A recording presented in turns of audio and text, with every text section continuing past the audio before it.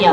कहते हैं परस्पर दो चकोर दो चंदा, ये दोनों ही अपने स्वरूप को निहारते रहते हैं, एक दूसरे को निहार कर ही ये मोहित होते हैं। राधा रानी जी भगवान कृष्ण के मुख की ओर देखती हैं तो महाराज चकोर की भांति देखती हैं।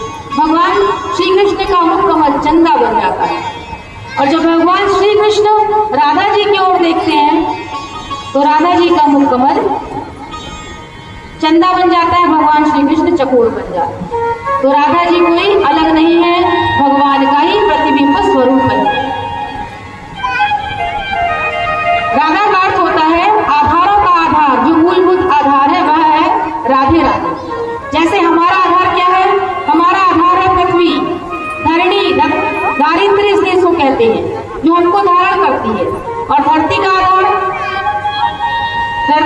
क्या है, धरती का आधार है जल, जल का आधार है अग्नि, अग्नि का आधार है वायु, वायु का आधार है आकाश, आकाश का आधार है महातत्व। इस प्रकार ढूंढते जाओ तो महाराज आधारों का आधार मिलता जाता है।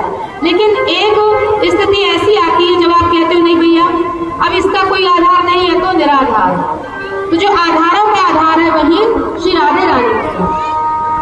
अच्छा बोलते जाओ आधार आधार आधार आधार, आधार की धारा जब लगती है तो धारा राधा नाम प्रकट हो जाता है। बोलिए आधार आधार आधार आधार आधार, तो जो आधारों का आधार है, आधार की जब धारा लगी तो राधा प्रकट हो गई। तो जो आधारों का आधार है वही श्री राधे रानी है।